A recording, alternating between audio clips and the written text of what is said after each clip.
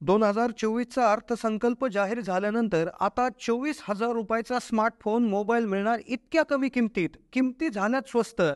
बजेटच्या घोषणेनंतर आता काय स्वस्त झाले त्यात मोबाईलचे नवे दर ऐकून आज जनता खूप आनंदात आहे. अर्थमंत्री निर्मला सीतारामन यांनी आपला 7वा अर्थसंकल्प सादर केला. त्यात अनेक महत्त्वाच्या घोषणा केल्या. मात्र काय स्वस्त आणि काय महाग होणार याकडे सर्वांचं लक्ष होतंच. यंदा खूप मोठ्या घोषणा केल्या, पण त्यात काही घोषणांच्या बाबतीत खूप प्रश्न आम्हाला व्हिडिओच्या माध्यमातून विचारण्यात आले. आम्हाला सगळ्यात महत्त्वाचा प्रश्न असा विचारला गेला की मोबाईल आता किती स्वस्त होणार. 24,000 रुपयाचा मोबाईल आता इतक्या किमतीत मिळेल की जो ऐकून तुम्हाला आनंदाची त्या ठिकाणी होणार आहे. आता यंदा खूप मोठ्या घोषणा करीत असताना अर्थमंत्री सीतारामन यांनी मोबाईल फोन स्वस्त करण्याची घोषणा केली. आज मोबाईल फोन प्रत्येकाला लागत आहे. मोबाईल फोन 1-2 वर्षात खराब होतो, तो नवीन घ्यावा लागतो. मोबाईल फोनचे चार्जर खराब होतात, ते देखील आता स्वस्त करण्यात आलेले आहेत. याशिवाय कॅन्सरची औषधं, लिथियम आयन बॅटरी अशाही स्वस्त झाल्याचे जाहीर झाले. मग व्हिडिओमध्ये आपण डिटेल जाणून घेणार आहोत की नेमकं कोणत्या कोणत्या गोष्टी स्वस्त झालेल्या आहेत. 300 युनिट मोफत वीज कशी मिळणार आहे. आता वीज बिल देखील आता खूप कमी होणार आहे. शेतकऱ्यांना वीज बिल काही ठिकाणी मोफत करणार आहे. कमी पगार असणाऱ्या लोकांना देखील खूप फायदा यामध्ये होणार आहे. आणि 24,000 रुपयाचा मोबाईल आता किती रुपयात मिळणार आहे, डिटेल अशी माहिती. सगळ्यात आधी आपण समजून घेणार आहोत की या अर्थसंकल्पामध्ये काय घोषणा करण्यात आल्या, काय स्वस्त झालं, काय महाग झालं आणि डिटेल कॅल्क्युलेशन आपण शेवटी समजून सांगणार आहोत की ज्यामध्ये मोबाईलच्या किमतीविषयी तुम्हाला डिटेल समजून जाईल. तर तुम्हाला मोबाईल घ्यायचा असेल किंवा मोबाईल बदलण्याचा विचार तुम्ही करत असाल तर नक्कीच तुम्ही हा व्हिडिओ शेवटपर्यंत पाहत राहा. केंद्रीय अर्थसंकल्पात सोन्यावरील कस्टम ड्युटी ही कमी केल्याने सोन्याचे भाव देखील तब्बल 3 ते 5,000 रुपयाने कमी झाले. होय, खूप मोठी त्या ठिकाणी आनंदाची बातमी आहे. बजेटच्या आधी जो सोन्याचा रेट होता, 24 कॅरेट सोन्याचा रेट 72,500 रुपये प्रति तोळा होता. तोच रेट आता 67,310 रुपये त्या ठिकाणी झालेला आहे. म्हणजे जवळपास 4 ते 5,000 रुपयाचा त्या ठिकाणी फरक याच्यामध्ये झालेला आहे. याबरोबर चांदीच्या याच्यामध्ये देखील भाव घसरले गेलेले आहेत. प्लॅटिनममध्ये देखील भाव घसरले गेलेले आहेत. त्यामुळे आता सोनं खरेदीसाठी देखील रेलचेल पाहायला आता मिळू शकते. आता मोबाईल, सगळ्यात महत्त्वाची गोष्ट, मोबाईल ही माणसाची गरज बनलेली आहे. त्यामुळे मोबाईल खरेदी करायचा असेल तर आता 24,000 रुपयाचा मोबाईल अतिशय स्वस्त तुम्हाला मिळणार आहे.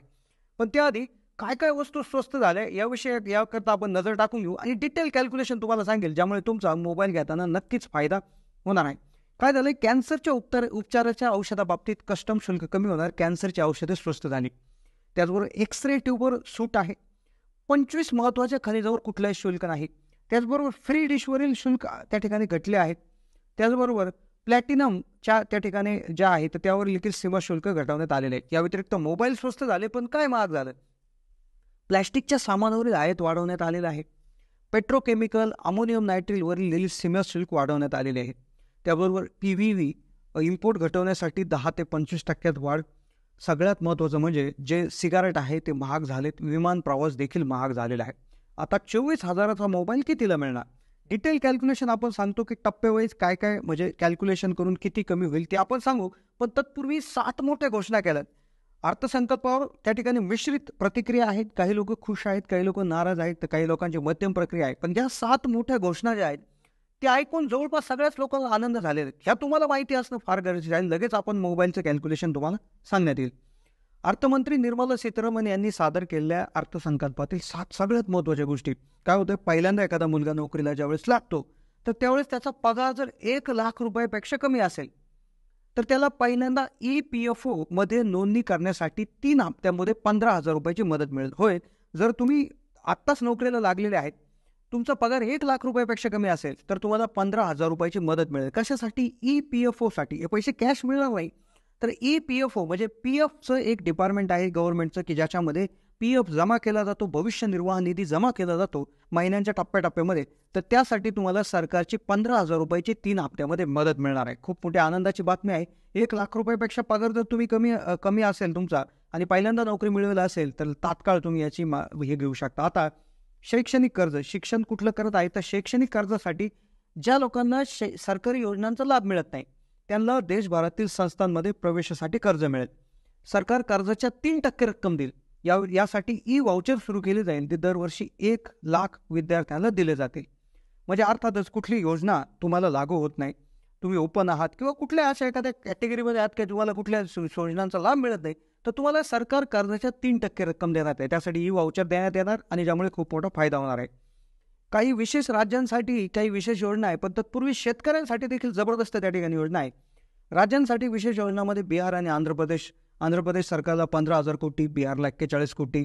बिहार, झारखंड, पश्चिम बंगाल, ओडिशा, आंध्र प्रदेशसाठी पायाभूत सुविधांच्या विकासासाठी विशेष योजना लॉन्च करण्यात आलेल्या आहे. महिला मुलींसाठी जबरदस्त योजना आहे, पण तत्पूर्वी शेतकऱ्यांसाठी 6 कोटी शेतकऱ्यांची माहिती लँड रजिस्टरवर आणली जाईल. 5 राज्यामध्ये नवीन किसान क्रेडिट कार्ड जारी केले जातील. तरुणांसाठी सगळ्यात महत्त्वाचे विषय की तरुणांना जर व्यवसाय करायचा असेल, कुठला शेतीपूरक व्यवसाय, कुठलाही व्यवसाय करायचा असेल, ते गावात असो शहरात असो, त्याला मुद्रा कर्जाची रक्कम म्हणजे मुद्रा लोन मार्फत कर्ज मिळत होतं, ते आता 10 लाखाहून 20 लाख रुपये झालेले आहे. 500 टॉप कंपन्यांमध्ये 5 कोटी तरुणांना इंटर्नशिपचे आश्वासन. आता मोबाईलच्या संदर्भात काय आहे, मोबाईलच्या किमती किती स्वस्त झाल्या, डायरेक्ट उदाहरण घेऊन आपण सांगूयात. पण महिला मुलींसाठी 3 लाख कोटी रुपयाची तरतूद आणि सूर्यघर योजनेमार्फत तुम्हाला 300 युनिट मोफत वीज देण्याची योजना त्या ठिकाणी आणलेली आहे. आता काय झालंय की उदाहरणार्थ पूर्वी काय होतं की 20,000 रुपयाचा जर स्मार्टफोन खरेदी केला तर त्यावर 20% कस्टम ड्युटी लावली जायची. म्हणजेच 20,000 रुपयाचा फोन असेल तर त्यावेळेस तुम्हाला 20%ने 4,000 रुपये कस्टम ड्युटी चार्ज हा द्यावा लागायचा. म्हणजे 20,000 रुपयाचा फोन 24,000 रुपयाला घेतला जायचा. पण आता सरकारने काय केले, जी मोबाईल फोनवरली कस्टम ड्युटी आहे ती 5%ने कमी केल्यामुळे, म्हणजे 5% कस्टम ड्युटी कमी केल्यामुळे 20,000 रुपयाच्या मोबाईल खरेदीवर तुम्हाला 5% सवलत मिळणार. म्हणजे 20,000 रुपये किमतीच्या मोबाईलवर आता फक्त 15%च कस्टम ड्युटी द्यावी लागणार. म्हणजे याचा अर्थ पूर्वी 4,000 रुपये कस्टम ड्युटी देऊन 20,000चा फोन 24,000ला मिळायचा. आता 20,000 रुपयाच्या फोनवर 15% कस्टम ड्युटी लावून तुम्हाला तो 3,000 रुपये कस्टम ड्युटी ॲड करून 20,000 प्लस 3,000 23,000 रुपये तुम्हाला द्यावं लागणार. म्हणजेच आता 20,000 रुपयाच्या स्मार्टफोन खरेदीवर तुमचे 1,000 रुपये बचत होतील. तुम्ही 10,000 रुपयाचा मोबाईल जर खरेदी कराल तर तुम्हाला 500 रुपयाचा लाभ होणार आहे. अर्थात चार्जर जे आहे तर त्या चार्जरमध्ये देखील 5%ची बचत. म्हणजे उदाहरणार्थ एखाद्या चार्जरची किंमत 1,000 रुपये असेल तर पूर्वी त्याच्यावर 200 रुपये एक्स्ट्रा चार्ज मिळून तो चार्जर तुम्हाला 1,200 रुपयाला मिळायचा. पण आता कस्टम ड्युटी 5% सूट करून 15% करण्यात आलेली आहे. म्हणजे तीच कस्टम ड्युटी तुम्हाला 150 रुपये भरावी लागेल. पूर्वी 1,200 रुपयाचं जे चार्जर होतं ते आता 1,150 रुपयाला मिळेल. तर मग साधारणपणे अशी तुमची 1,000 रुपयाच्या चार्जर मागं 50 रुपयाची बचत होईल आणि मोबाईलसाठी 20,000 रुपयाच्या फोनसाठी तुमचे 1,000 रुपये वाचतील, तर 10,000 रुपयाच्या फोनसाठी 500 रुपयाचा लाभ होणार आहे. त्यातच सोन्यांच्या किमतीमध्ये देखील 72,500चा रेट आता 67,310 पर्यंत आलेला आहे. म्हणजे तब्बल सोन्यामध्ये देखील खूप मोठी घट आता त्या ठिकाणी झालेली आहे. या व्यतिरिक्त इलेक्ट्रिक वाहने असतील, सोलर प्लेट्स असतील, तर या देखील आता स्वस्तच होणार आहेत. तर ही होती अर्थसंकल्पाच्या संदर्भातील अपडेट. तर कशी वाटली माहिती कमेंटच्या माध्यमातून कळवा. चॅनलला नवीन असाल तर जरूर सबस्क्राईब करा.